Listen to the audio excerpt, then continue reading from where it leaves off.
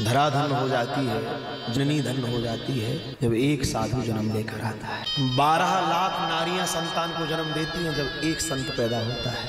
कितनी लंबी तपस्या है। 12 लाख के बाद एक महापुरुष किसी स्त्री के गर्भ में आते हैं जिसके पिता की 7 पीढ़ियों में कोई वर्ण संकरता ना हुई हो, माता की 7 पीढ़ियों में कोई वर्ण संकरता ना हो। उसके ग्रह में फिर भगवान का कोई दिव्य चैतन्य स्वरूप अवतार लेकर आता है।